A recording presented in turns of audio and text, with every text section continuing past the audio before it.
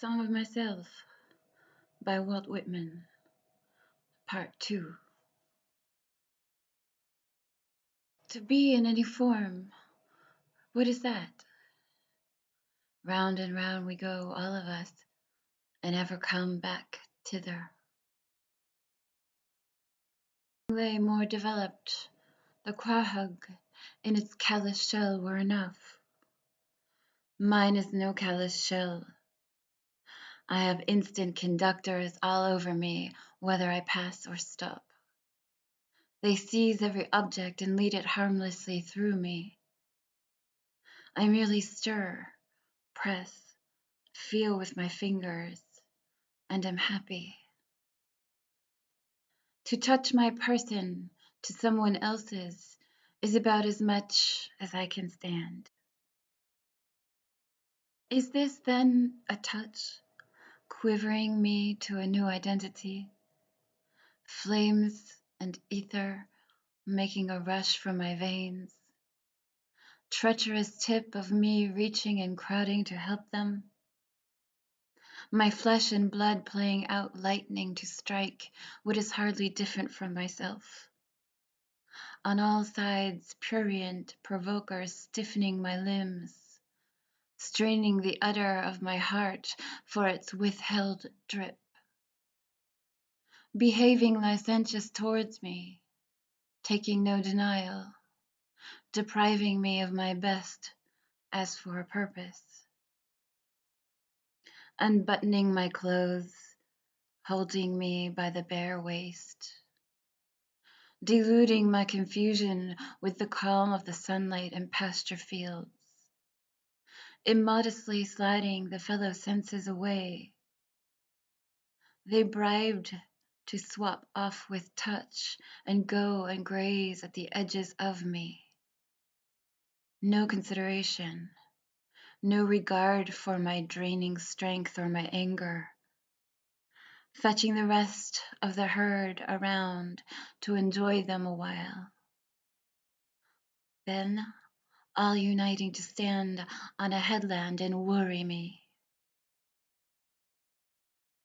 The centuries desert every other part of me. They have left me helpless to a red marauder. They all come to the headland to witness and assist against me. I am given up by traitors. I talk wildly. I have lost my wits. I and nobody else am the greatest traitor. I went myself first to the headland. My own hands carried me there. You villain touch, what are you doing? My breath is tight in its throat.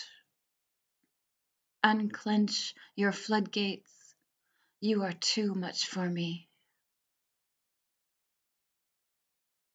Mind-loving wrestling touch, sheathed, hooded, sharp-toothed touch. Did it make you ache so leaving me? Parting tracked by arriving perpetual payment of perpetual loan. Rich showering rain and recompense richer afterward. Sprouts take and accumulate, stunned by the curb, prolific and vital.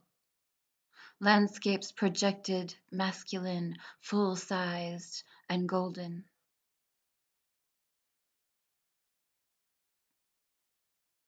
All truths wait in all things. They neither hasten their own delivery nor resist it. They do not need the obstetric forceps of the surgeon. The insignificant is as big to me as any. What is less or more than a touch? Logic and sermons never convince. The damp of the night drives deeper into my soul. Only what proves itself to every man and woman is so. Only what nobody denies is so. A minute and a drop of me settle my brain. I believe the soggy clods shall become lovers and lamps, and a compend of compends is the meat of a man or woman, and the summit and flower there is the feeling they have for each other, and they are to branch boundlessly out of that lesson until it becomes omnific, and until one and all shall delight us, and we them. I believe a leaf of grass is no less than the journey work of the stars, and the pismire is equally perfect, and a grain of sand, and the egg of the wren, and the tree toad is a chef d'oeuvre for the highest, and the running blackberry would adorn the parlors of heaven, and the narrowest hinge in my hand puts to scorn all machinery, and the cow crunching with depressed head surpasses any statue, and a mouse is miracle enough to stagger sextillions of infidels. I find I incorporate gneiss, coal, long-threaded moss, fruits, grains, esculent roots, and am stuccoed with quadrupeds and birds all over, and have distanced what is behind me for good reasons, but call anything back again when I desire it. In vain the speeding or shyness, in vain the plutonic rocks send their old heat against my approach. In vain the mastodon retreats beneath its own powdered bones.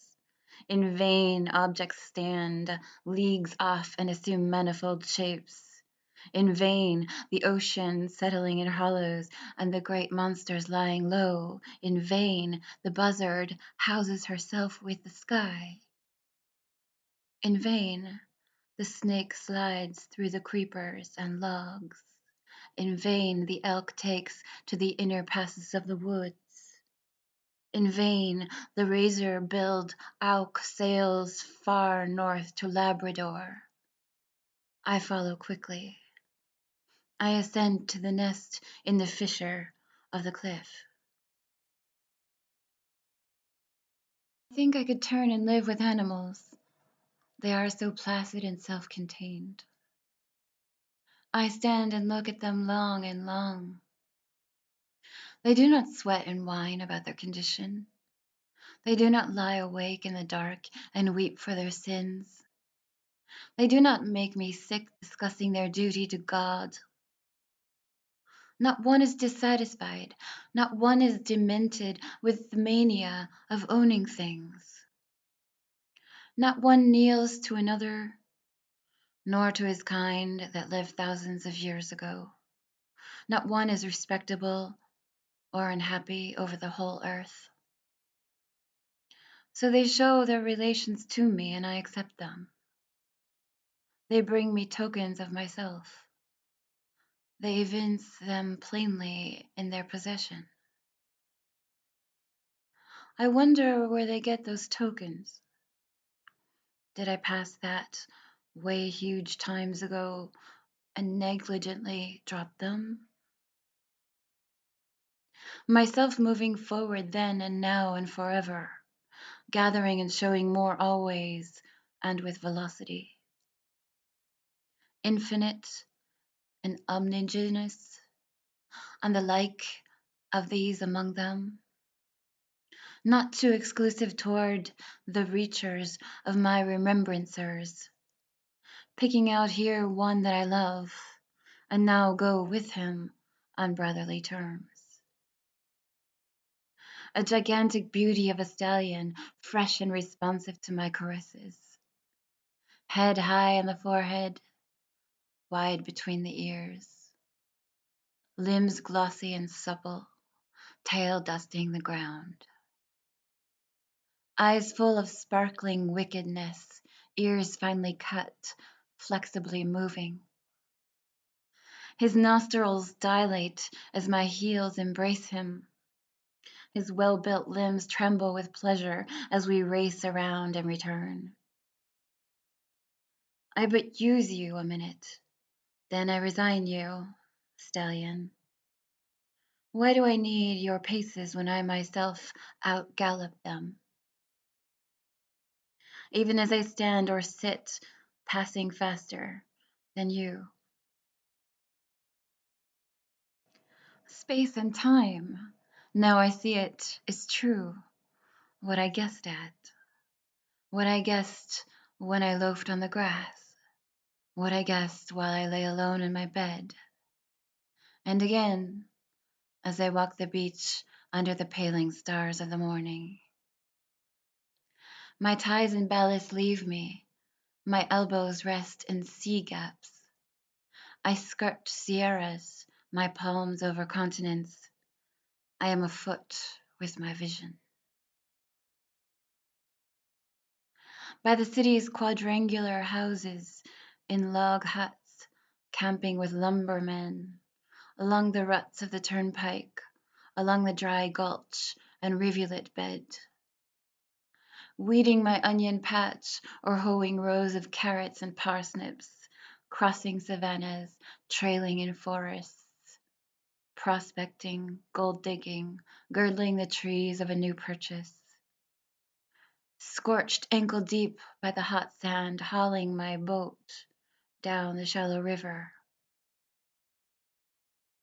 Where the panther walks to and fro on a limb overhead, where the buck turns furiously at the hunter, where the rattlesnake sends in his flabby length on a rock, where the otter is feeding on fish, where the alligator in his tough pimples sleeps by the bayou, where the black bear is searching for roots or honey, where the beaver pats the mud with his paddle-shaped tail.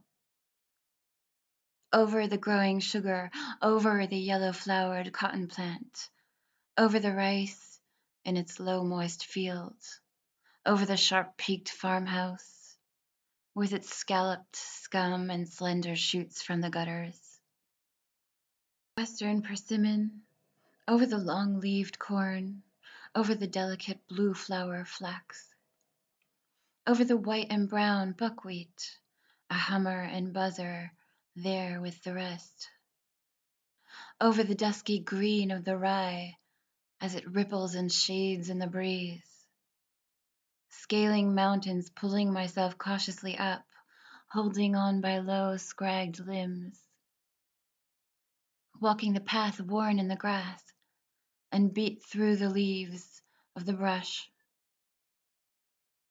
where the quail is whistling betwixt the woods and the wheat lot, where the bat flies in the 7th-month eve, where the great gold bug drops through the dark, where the brook puts out of the roots of the old tree and flows to the meadow, where cattle stand and shake away flies with the tremulous shuddering of their hides, where the cheesecloth hangs in the kitchen, where andirons straddle the hearth slab, where cobwebs fall in festoons from the rafters,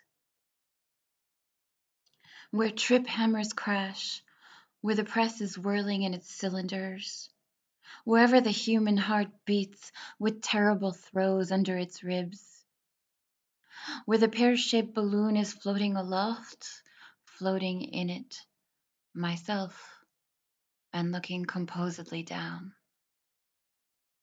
where the life car is drawn on the slipped noose, where the heat hatches pale green eggs in the dented sand, where the she-whale swims with her calf and never forsakes it, where the steamship trails hindways its long pennant of smoke, where the fin of the shark cuts like a black chip out of the water, where the half-burned brig is riding on unknown currents, where shells grow to her slimy deck, where the dead are corrupting below, where the dense starred flag is borne at the head of the regiments, approaching Manhattan up by the long stretching island, under Niagara, the cataract falling like a veil over my countenance.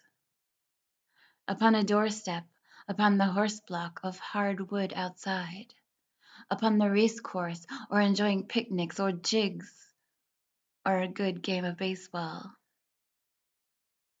At he festivals, with blackguard gyves, ironical license, bull dances, drinking, laughter. At the cider mill, tasting the sweets of the brown mash, sucking the juice through a straw. At apple peelings, wanting kisses for all the red fruit I find. At musters, beach parties, friendly bees, huskings, house raisings, where the mockingbird sounds his delicious gurgles, cackles, screams, weeps, where the hayrick stands in the barnyard, where the dry stalks are scattered, where the bred cow waits in the hovel, where the bull advances to do his masculine work, where the stud to the mare, where the cock is treading the hen, where the heifers browse, where geese nip their food with short jerks, where sundown shadows lengthen over the limitless and lonesome prairie, where herds of buffalo make a crawling spread of the square miles far and near, where the hummingbird shimmers, where the neck of the long-lived swan is curving and winding, where the laughing gull scoots by the shore, where she laughs her near-human laugh, where beehives range on a gray bench in the garden half hid by the high weeds, where band-necked partridges roost in a ring on the ground with their heads out, where burial coaches enter the arched gates of a cemetery,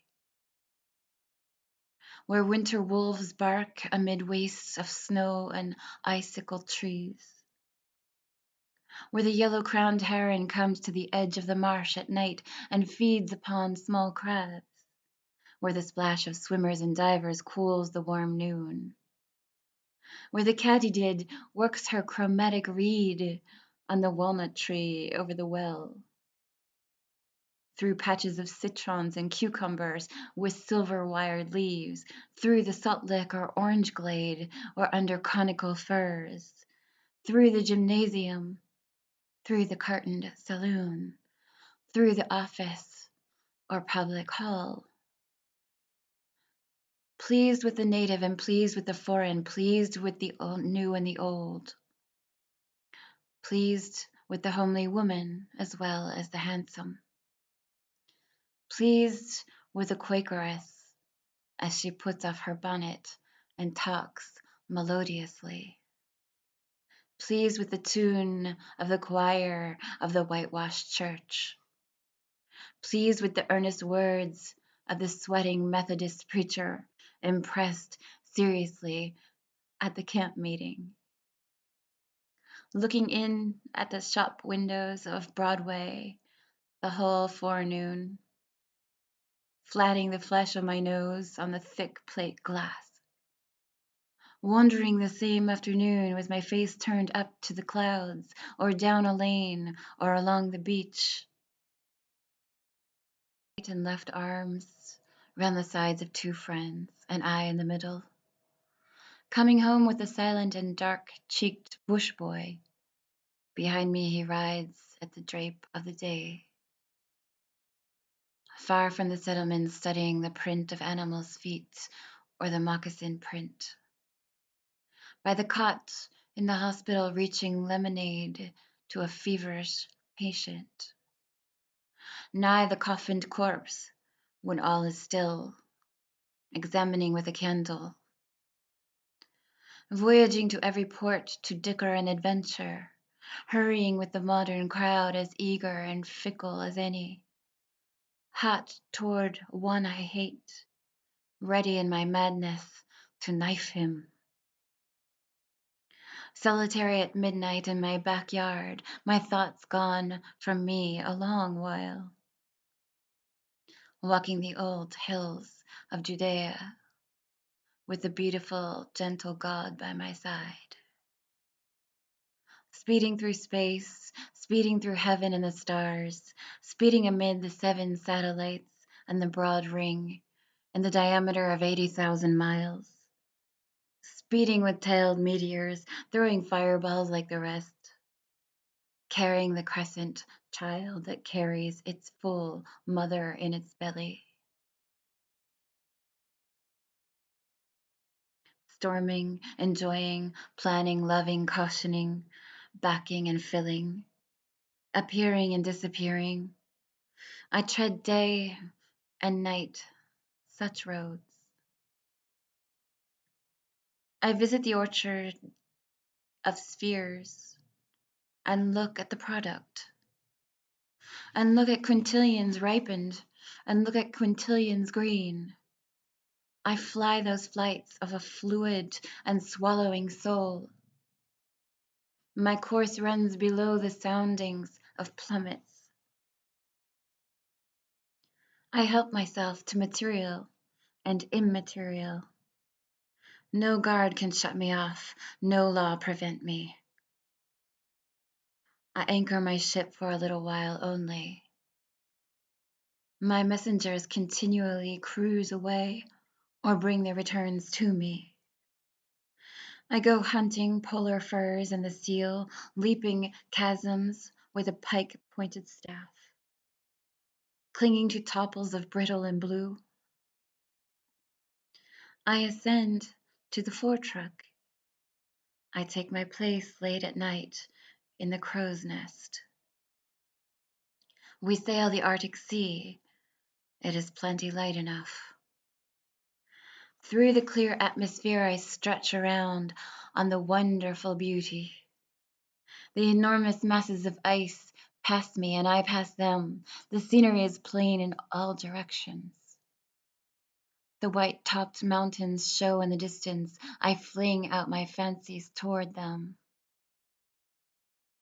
We are approaching some great battlefield in which we are soon to be engaged. We pass the colossal outpost of the encampment. We pass with still feet and caution. Or we are entering by the suburbs some vast and ruined city. The blocks and fallen architecture more than all the living cities of the globe. I am a free companion, a bivouac by invading watchfires. I turn the bridegroom out of bed and stay with the bride myself. I tighten her all night to my thighs and lips. My voice is the wife's voice, the screech by the rail of the stairs. They fetched my man's body up dripping and drowned. I understand the large hearts of heroes, the courage of present times and all times. How the skipper saw the crowded and rudderless wreck of the steamship and death chasing it up and down the storm. How he knuckled tight and gave not back an inch, and was faithful of days and faithful of nights, and chalked in large letters on a board, "Be of good cheer, we will not desert you." How he followed with them and tacked with them 3 days and would not give it up. How he saved the drifting company at last. How the lank, loose-gowned woman looked when boated from the side of their prepared graves. How the silent, old-faced infants and the lifted sick and the sharp-lipped, unshaven men. All this I swallow. It tastes good. I like it well. It becomes mine. I am the man. I suffered. I was there. The disdain and calmness of martyrs, the mother of old condemned for a witch, burnt with dry wood, her children gazing on. The hounded slave that flags in the race leans by the fence, blowing, covered with sweat. The twinges that sting like needles his legs and neck, the murderous buckshot and the bullets, all these I feel or am. I am the hounded slave. I wince at the bite of the dogs. Hell and despair are upon me. Crack and again crack the marksman. I clutch the rails of the fence, my gore dribs. Thinned with the ooze of my skin, I fall on the weeds and stones. The riders spur their unwilling horses, haul close, taunt my dizzy ears, and beat me violently over the head with whipstocks. Agonies are one of my changes of garments. I do not ask the wounded person how he feels. I myself become the wounded person. My hurts turn livid upon me as I lean on a cane and observe. I am the mashed fireman with breastbone broken. Tumbling wolves buried me in their debris. Heat and smoke I inspired. I heard the yelling shouts of my comrades. I heard the distant clicks of their picks and shovels. They have cleared the beams away. They tenderly lift me forth. I lie in the night air in my red shirt. The pervading hush is for my sake. Painless after all I lie exhausted, but not so unhappy. White and beautiful are the faces around me. The heads are bared of their fire caps. The kneeling crowd fades with the light of the torches. Distant and dead resuscitate. They show as the dial or move as the hands of me. I am the clock myself. I am an old artillerist. I tell of my fort's bombardment. I am there again. Again the long roll of the drummers. Again the attacking cannon mortars. Again to my listening ears the cannon responsive. I take part. I see and hear the whole. The cries, curses, roar, the plaudits for well-aimed shots. The ambulance slowly passing, trailing its red drip. Workmen searching after damages, making indispensable repairs. The fall of grenades through the rent roof, the fan-shaped explosion. The whiz of limbs, heads, stone, wood, iron, high in the air. Again gurgles the mouth of my dying general. He furiously waves with his hand. He gasps through the clot, mind, not me, mind, the entrenchments. Now I tell what I knew in Texas in my early youth. I tell not the fall of Alamo.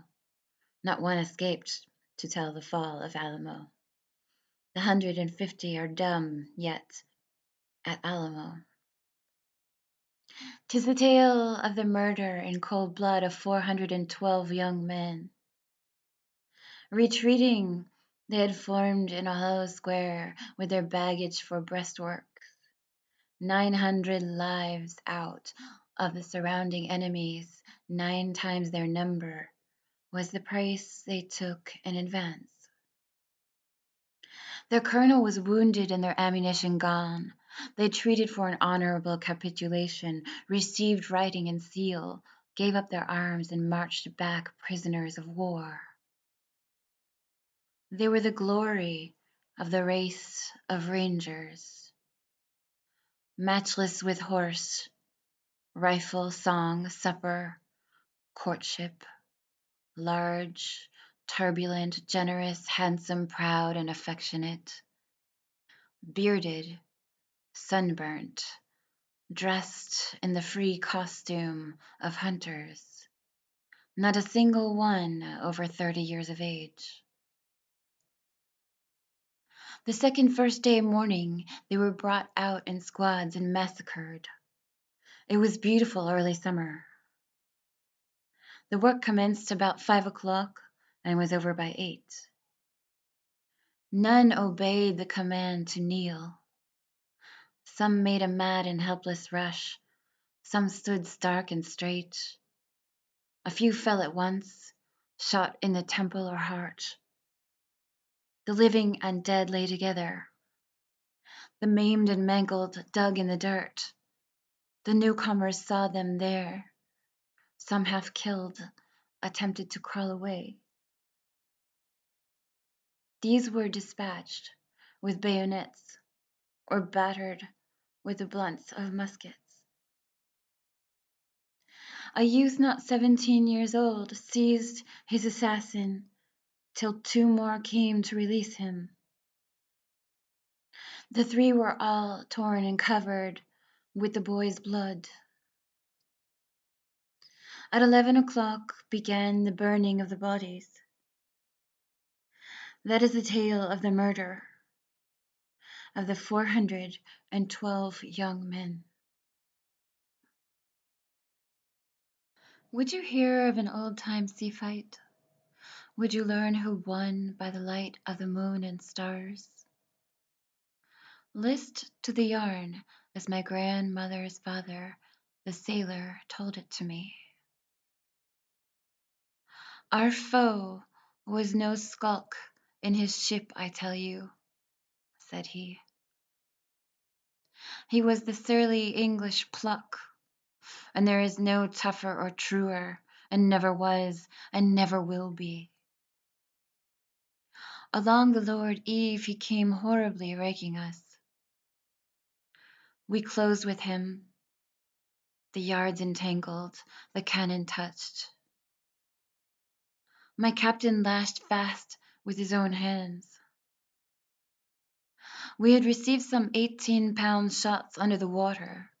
On our lower gun deck, 2 large pieces had burst at the first fire, killing all around and blowing up overhead.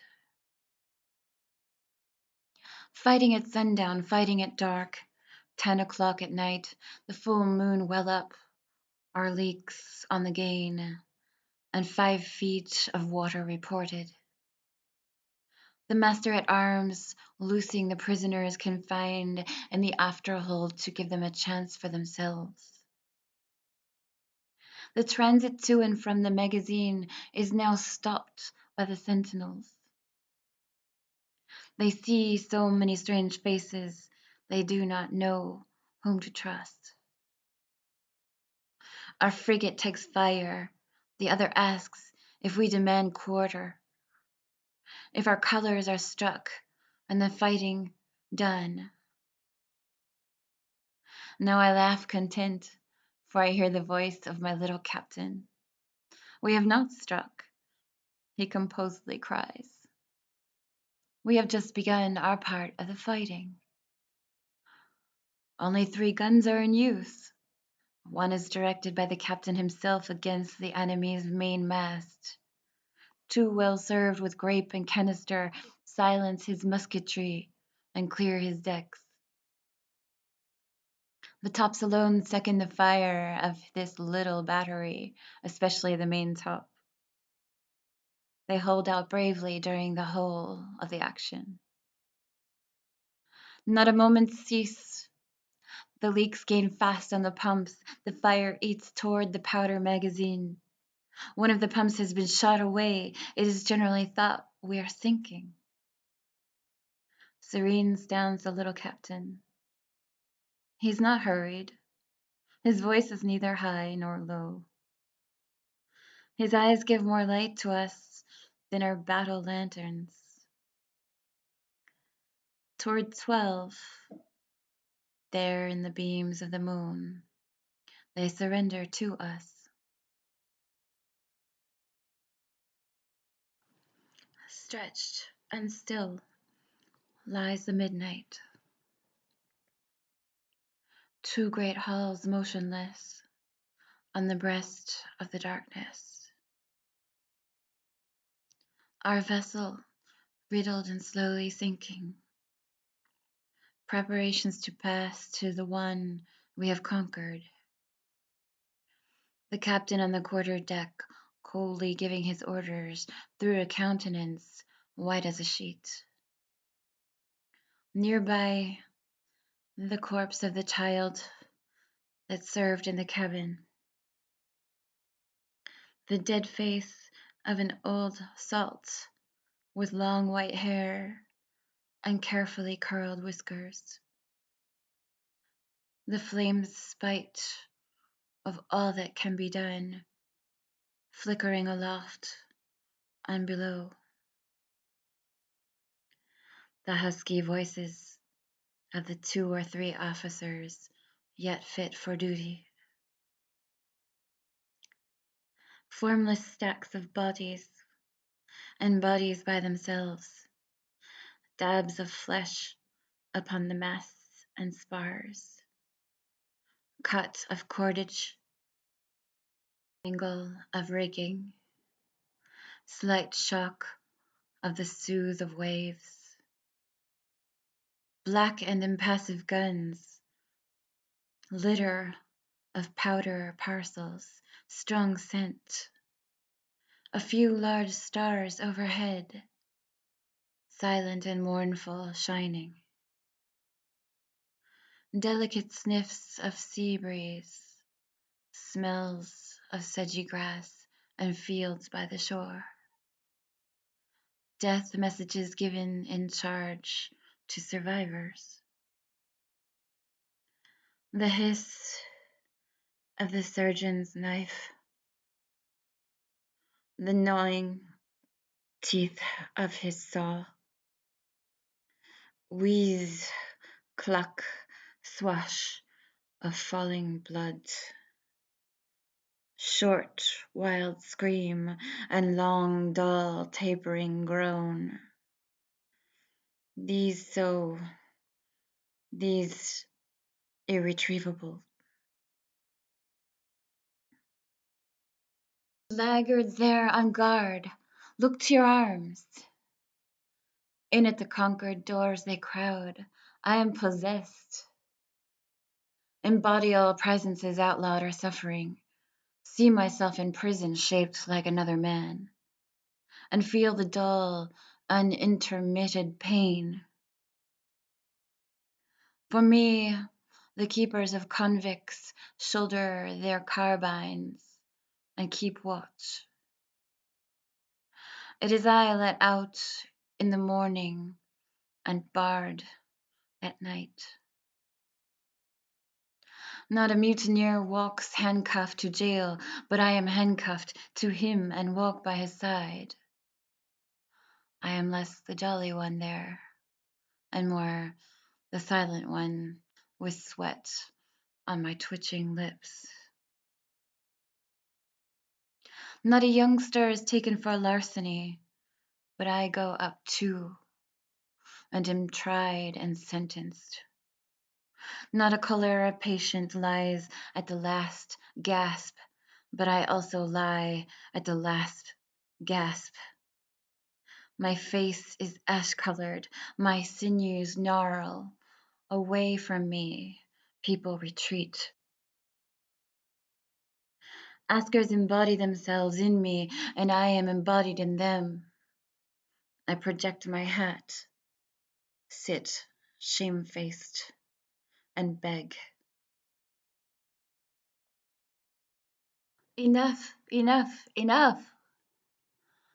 Somehow I have been stunned. Stand back.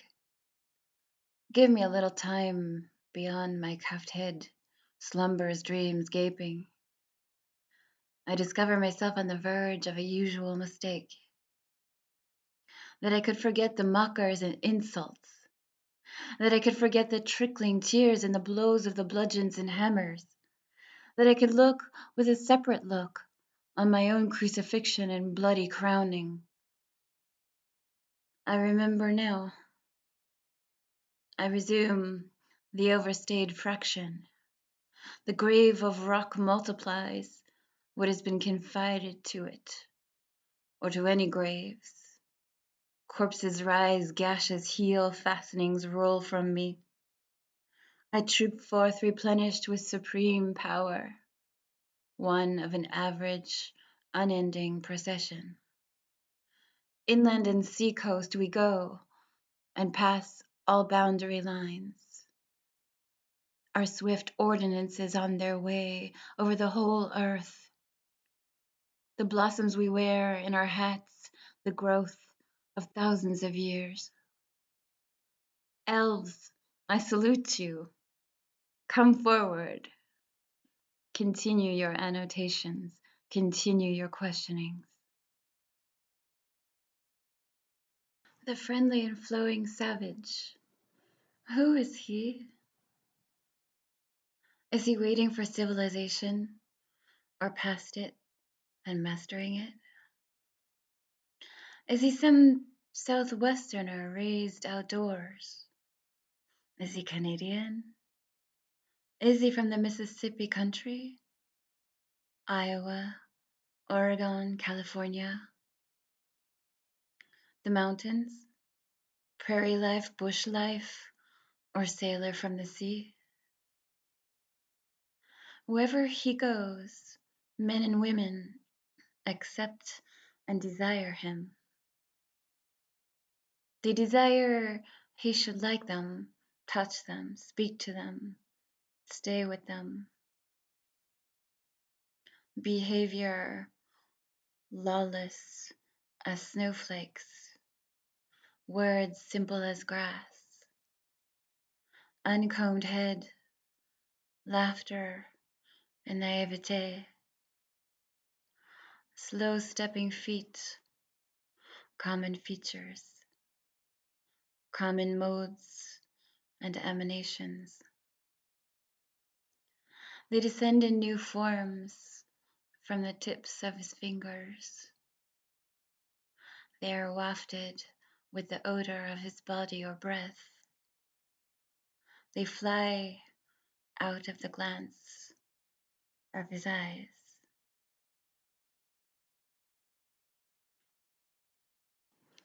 Flaunt of the sunshine, I need not your bask. Lie over. Light surfaces only. I force surfaces in depths also. Earth, you seem to look for something at my hands. Say, old topknot, what do you want? Man or woman, I might tell how I like you, but cannot. And might tell what it is in me and what it is in you, but cannot. And might tell that pining I have, that pulse of my nights and days. Behold, I do not give lectures or a little charity. When I give myself. You there, impotent, loosen the knees. Open your scarfed chops till I blow grit within you. Spread your palms and lift the flaps of your pockets. I am not to be denied. I compel. I have stores plenty and to spare. And anything I have, I bestow. I do not ask who you are. That is not important to me. You can do nothing and be nothing but what I will in full do. To cotton field drudge or cleaner of privies I lean. On his right cheek I put the family kiss, and in my soul I swear I never will deny him. On women fit for conception I start bigger and nimbler babes. This day I am jetting the stuff of far more arrogant republics. 21 dying, thither I speed and twist the knob of the door. Turn the bedclothes toward the foot of the bed. Let the physician and the priest go home. I seize the descending man and raise him with resistless will. O despairer, here is my neck. By God, you shall not go down. Hang your whole weight upon me. I dilate you with tremendous breath. I buoy you up. Every room of the house do I fill with an armed force. Lovers of me, bafflers of graves. Sleep. I and they keep guard all night. No doubt, not decease shall dare to lay finger upon you. I have embraced you, and henceforth possess you to myself. And when you rise in the morning, you will find what I tell you is so. I am he bringing help for the sick as they pant on their backs. And for strong, upright men I bring yet more needed help. I heard what was said of the universe, heard it and heard it of several thousand years. It is middling well as far as it goes. But is that all? Magnifying and applying come I, outbidding at the start the old cautious hucksters, taking myself the exact dimensions of Jehovah, lithographing Kronos, Zeus his son, and Hercules his grandson, buying drafts of Osiris, Isis, Belus, Brahma, Buddha, in my portfolio placing Manito loose, Allah on a leaf, the crucifix engraved, with Odin and the hideous-faced Mexitli, and every idol an image, taking them all for what they are worth and not a cent more. Admitting they were alive and did the work of their days, they bore mites, or for unfledged birds who have now to rise and fly and sing for themselves, accepting the rough deific sketches to fill out better in myself, bestowing them freely on each man and woman I see, discovering as much or more in a framer framing a house, putting higher claims for him there with his rolled up sleeves driving the mallet and chisel, not objecting to special revelations, considering a curl of smoke or a hair on the back of my hand just as curious as any revelation. Lads ahold of fire engines and hook and ladder ropes no less to me than the gods of the antique wars, minding their voices peal through the crash of destruction, their brawny limbs passing safe over charred lays, their white foreheads whole and unhurt out of the flames. By the mechanic's wife with her babe at her nipple interceding for every person born. 3 skies at harvest whizzing in a row from 3 lusty angels with shirts bagged out at their waists. The snag-toothed hostler with red hair redeeming sins past and to come. Selling all he possesses, traveling on foot to fee lawyers for his brother and sit by him while he is tried for forgery. What was strewn in the amplest strewing the square rod about me, and not filling the square rod then? The bull and the bug never worshipped half enough. Dung and dirt more admirable than was dreamed. the supernatural of no account, myself waiting my time to be one of the supremes, the day getting ready for me when I shall do as much good as the best and be as prodigious by my life lumps, becoming already a creator, putting myself here and now to the ambushed womb of the shadows. A call in the midst of the crowd, my own voice aura 10 sweeping and final. Come, my children, come, my boys and girls, my women, household, and intimates. Now the performer launches his nerve. He has passed his prelude on the reeds within. Easily written loose-fingered chords, I feel the thrum of your climax and close. My head slews round on my neck. Music rolls, but not from the organ. Folks are around me, but they are no household of mine. Ever the hard, unsunk ground, ever the eaters and drinkers, ever the upward and downward sun, ever the air and the ceaseless tides. Ever myself and my neighbors refreshing, wicked real, ever the old inexplicable query, ever the thorned thumb, that breath of itches and thirsts, ever the vexer's hoot, hoot, that we find where the sly one hides and bring him forth. Ever love, ever the sobbing liquid of life. Ever the bandage under the chin, ever the trestles of death.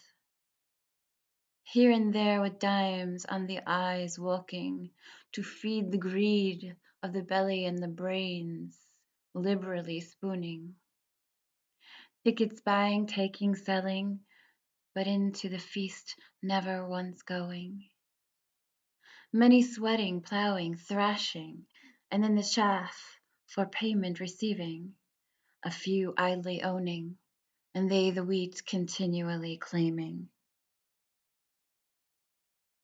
This is the city, and I am one of the citizens. Whatever interests the rest interests me. Politics, wars, markets, newspapers, schools, the mayor and councils, banks, tariffs, steamships, factories, stocks, stores, real estate, and personal estate. The little plentiful mannequins, skipping around in collars and tailed coats, I am aware who they are. They are positively not worms or fleas. I acknowledge the duplicates of myself, the weakest and shallowest, is deathless with me. What I do and say, the same waits for them. Every thought that flounders in me, the same flounders in them. I know perfectly well my own egotism, know my omnivorous lines, and must not write any less. And would fetch you, whoever you are, flush with myself. Not words of routine in this song of mine, but abruptly to question, to leap beyond, yet nearer bring. This printed and bound book, but the printer and the printing office boy? The well-taken photographs, but your wife or friend close and settled in your arms? The black ship mailed with iron, her mighty guns in her turrets, but the pluck of the captain and engineers? In the houses the dishes and fare and furniture, but the host and hostess and the look out of their eyes? The sky up there, yet here or next door or across the way? The saints and sages in history, but you yourself? Sermons, creeds, theology, but the fathomless human brain. And what is reason? And what is love? And what is life? I do not despise you, priests, all time, the world over. My faith is the greatest of faiths and the least of faiths, enclosing worship ancient and modern, and all between ancient and modern, believing I shall come again upon the earth after 5,000 years, waiting responses from oracles, honoring the gods, saluting the sun, making a fetish of the first rock or stump, powwowing with sticks in the circle of obis, helping the lama, a Brahmin, as he trims the lamps of the idols, dancing yet through the streets in a phallic procession, wrapped in austere, in the woods, a gymnosophist,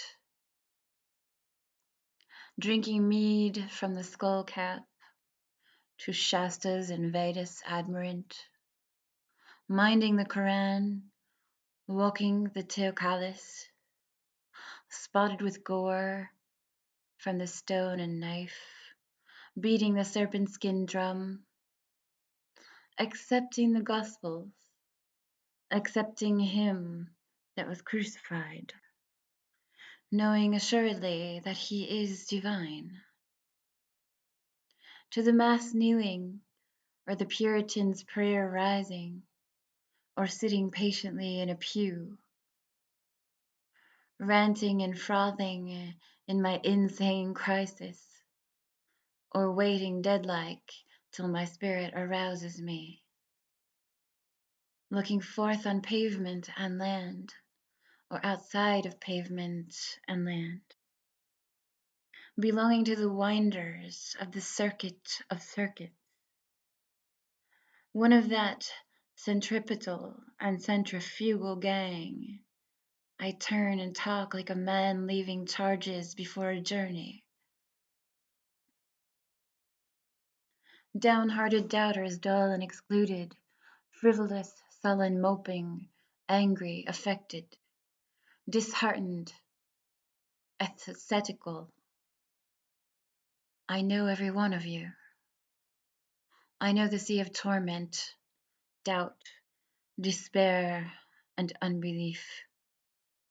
How the flukes splash. How they contort rapid as lightning, with spasms and sprouts of blood. Be at peace, bloody flukes of doubters and sullen mopers. I take my place among you, as much as among any. The past is the push of you, me, all precisely the same. And what is yet untried and afterward is for you, me, all precisely the same. I do not know what is untried and afterward. No, it will in turn prove sufficient and cannot fail.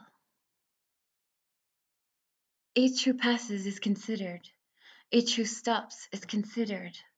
Not a single one can it fail.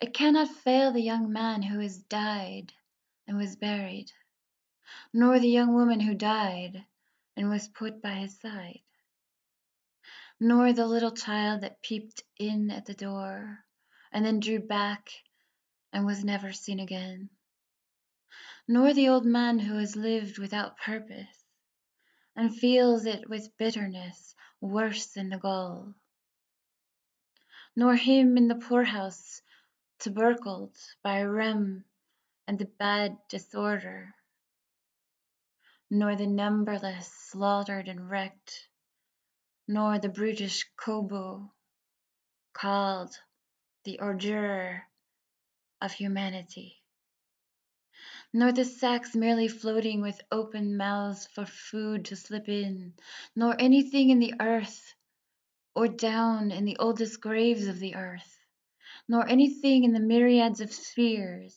nor the myriads of myriads that inhabit them, nor the present, nor the least wisp that is known.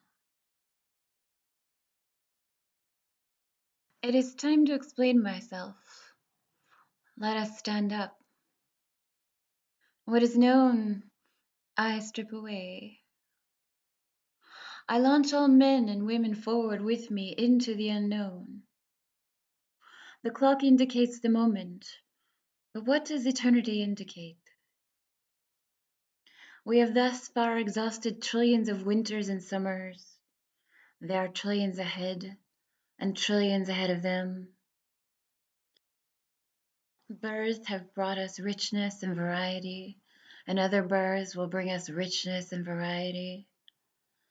I do not call one greater and one smaller. That which fills its period and place is equal to any. Were mankind murderous or jealous upon you, my brother, my sister? I am sorry for you. They are not murderous or jealous upon me. All has been gentle with me. I keep no account with lamentation. What have I to do with lamentation?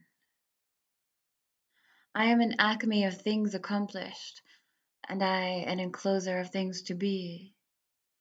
My feet strike an apex of the apices of the stairs. On every step bunches of ages, and larger bunches between the steps.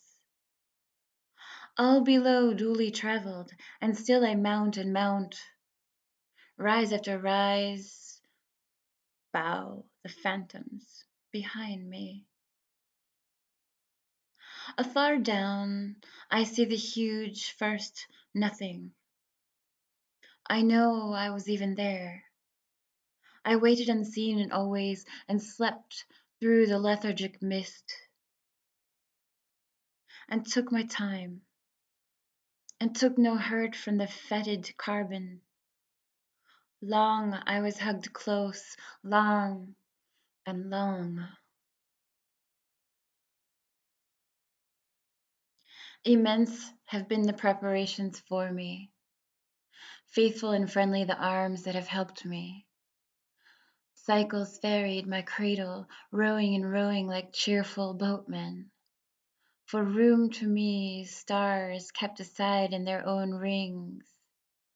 They sent influences to look after what was to hold me. Before I was born out of my mother, generations guided me. My embryo has never been torpid. Nothing could overlay it. For it, the nebula cohered to an orb, the long, slow strata piled to rest it on. Vast vegetables gave it sustenance.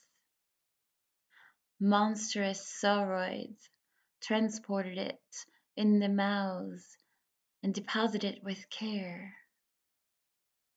All forces have been steadily employed to complete and delight me. Now in this spot I stand with my robust soul. O span of youth, ever pushed elasticity. O manhood, balanced, florid, and full. My lovers suffocate me, crowding my lips thick in the pores of my skin, jostling me through streets and public halls, coming naked to me at night, crying by day, ahoy, from the rocks of the river, swinging and chirping over my head, calling my name from flower beds, vines, tangled underbrush, lighting on every moment of my life, bussing my body with soft, balsamic busses, noiselessly passing handfuls out of their hearts and giving them to be mine. Old age superbly rising. Oh, welcome, ineffable grace of dying days. Every condition promulges not only itself, it promulges what grows after, and out of itself, and the dark hush promulges as much as any. I open my scuttle at night and see the far sprinkled systems, and all I see multiplied as high as I can cipher edge, but the rim of the farther systems. Wider and wider they spread, expanding, always expanding, outward and forever outward. My sun has his sun, and round him obediently wheels. He joins with his partners a group of superior circuit, and greater sets follow, making specks of the greatest inside them. There is no stoppage, and never can be stoppage. If I, you, and the world, and all beneath or upon their surfaces, were this moment reduced back to a pallid float, it would not avail in the long run. We should surely bring up again, stand, and surely goes much farther, and then farther and farther, a few quadrillions of eras, a few octillions of cubic leagues. Do not hazard the span or make it impatient. They are but parts, anything is but a part. See ever so far, there is limitless space outside of that. Count ever so much, there is limitless time around that. My rendezvous is appointed, it is certain. The Lord will be there and wait till I come on perfect terms. The great camarado, the lover true, for whom I pine, will be there. I know I have the best of time and space, and was never measured, and never will be measured. I tramp a perpetual journey. Come, listen all. My signs are a rain-proof coat, good shoes, and a staff cut from the woods. No friend of mine takes his ease in my chair. I have no chair, no church, no philosophy. I lead no man to a dinner table, library, exchange, but each man and each woman of you I lead upon the knoll, my left hand hooking you round the waist, my right hand pointing to landscapes of continents and the public road. Not I, not anyone else can travel that road for you.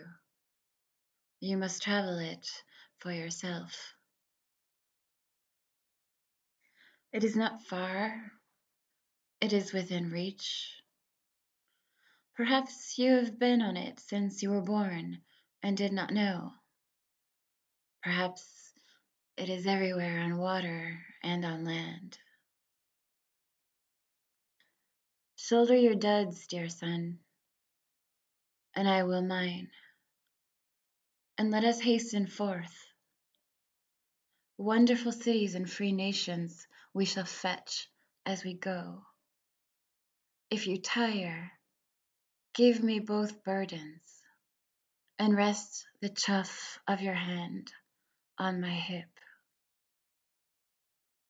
And in due time, you shall repay the same service to me.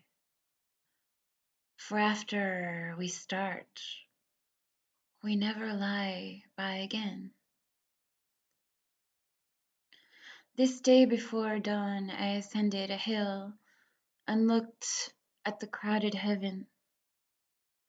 And I said to my spirit, when we become the enfolders of those orbs, and the pleasure and knowledge of everything in them, shall we be filled and satisfied then? And my spirit said, no, we but level that lift to pass and continue beyond. You are also asking me questions, and I hear you. I answer that I cannot answer. You must find out for yourself. Sit a while, dear son. Here are biscuits to eat, and here is milk to drink. But as soon as you sleep and renew yourself in sweet clothes, I kiss you with a goodbye kiss and open the gate for your egress hence. Long enough have you dreamed contemptible dreams. Now I wash the gum from your eyes. You must habit yourself to the dazzle of the light and of every moment of your life. Long have you timidly waited halting a plank by the shore. Now I will you to be a bold swimmer, to jump off in the midst of the sea, rise again, nod to me, shout, and laughingly dash with your hair. I am the teacher of athletes. He that by me spreads a wider breast than my own proves the width of my own. He most honors my style who learns under it to destroy the teacher.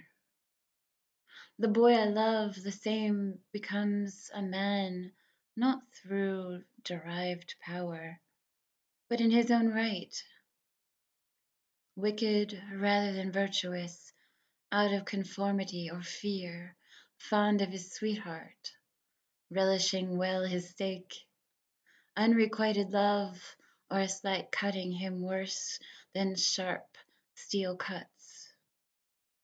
First rate to ride, to fight, to hit the bull's eye, to sail a skiff, to sing a song or play on the banjo, preferring scars and the beard and faces pitted with smallpox over all latherers, and those well tanned to those that keep out of the sun. I teach straying from me, yet who can stray from me? I follow you, whoever you are, from the present hour. My words itch at your ears till you understand them. I do not say these things for $1 or to fill up the time while I wait for a boat. It is you talking just as much as myself. I act as the tongue of you, tied in your mouth. In mine it begins to be loosened. I swear I will never again mention love or death inside a house. And I swear I will never translate myself at all, only to him or her who privately strays with me in the open air. If you would understand me, go to the heights or water shore. The nearest gnat is an explanation, or a drop or motion of waves key. The maul, the oar, the handsaw second my words.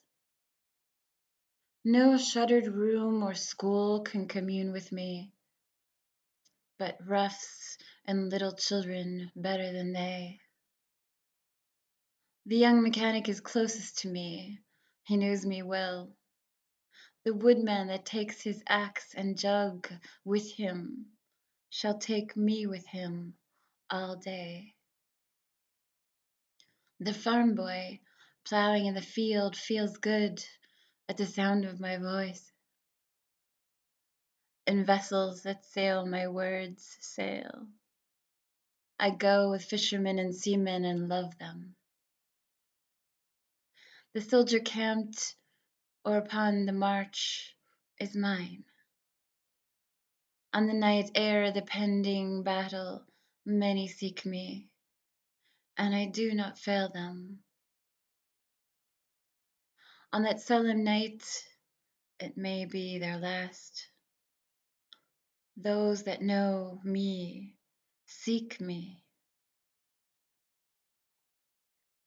My face rubs to the hunter's face when he lies down alone in his blanket. The driver, thinking of me, does not mind the jolt of his wagon. The young mother and old mother comprehend me. The girl and the wife rest the needle a moment and forget where they are. They and all would resume what I have told them.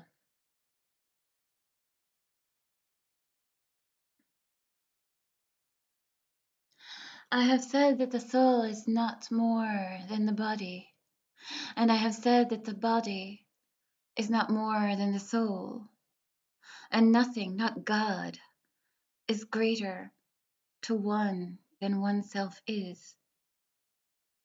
And whoever walks a furlong without sympathy walks to his own funeral dressed in his shroud. And I, or your pocketless of a dime, may purchase the pick of the earth, and to glance with an eye or show a bean in its pod confounds the learning of all times. And there is no trade or employment, but the young man following it may become a hero. And there is no object so soft that it makes a hub for the wheeled universe. And I say to any man or woman, let your soul stand cool and composed before a million universes. And I say to mankind, be not curious about God. For I, who am curious about each, am not curious about God. No array of terms can say how much I am at peace about God and about death. I hear and behold God in every object, yet understand God not in the least. Nor do I understand who there can be more wonderful than myself. Why should I wish to see God better than this day? I see something of God each hour of the 24, and each moment then. In the faces of men and women I see God, and in my own face, in the glass, I find letters from God dropped in the street, and every one is signed by God's name, and I leave them where they are, for I know that wherever soever I go, others will punctually come forever and ever.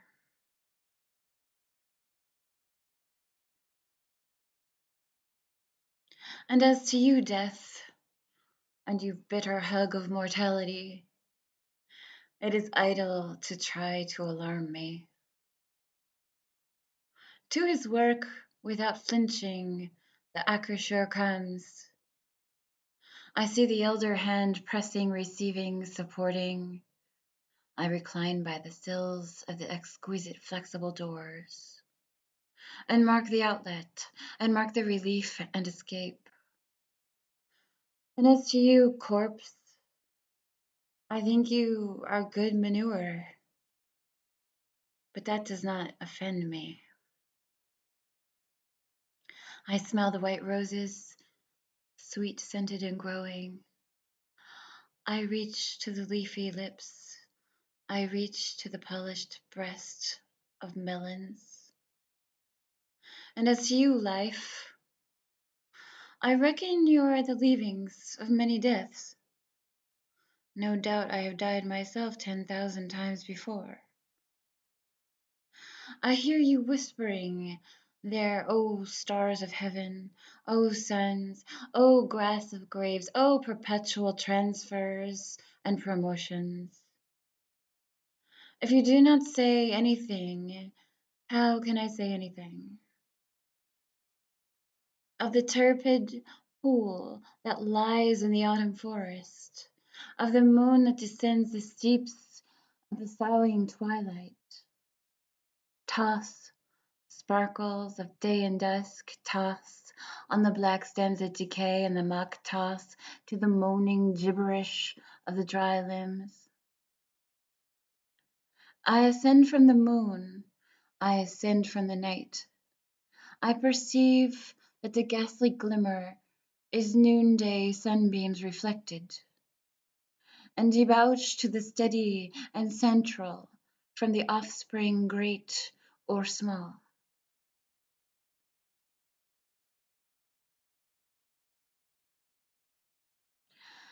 There is that in me.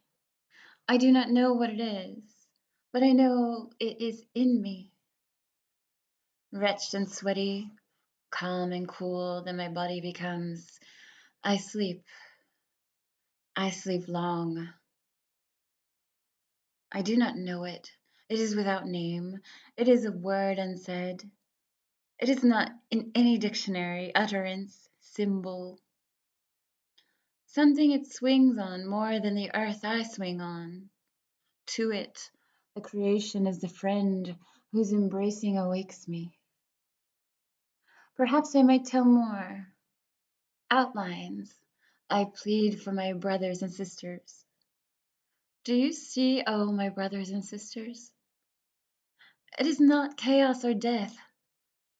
It is form, union, plan. It is eternal life. It is happiness.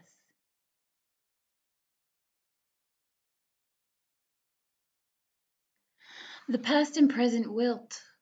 I have filled them, emptied them, and proceed to fill my next fold of the future. Listener up there, what have you to confide in me? Look in my face while I snuff the sidle of evening.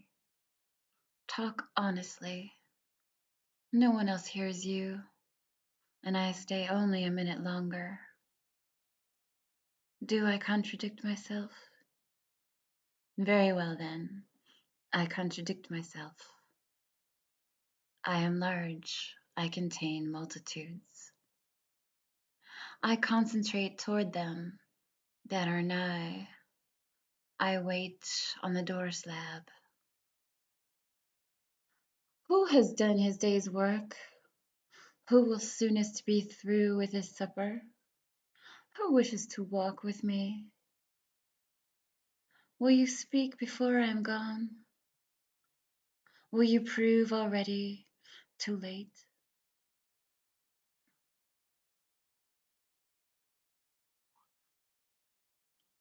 The spotted hawk swoops by and accuses me. He complains of my gab and my loitering. I too am not a bit tamed. I too am untranslatable. I sound my barbaric yelp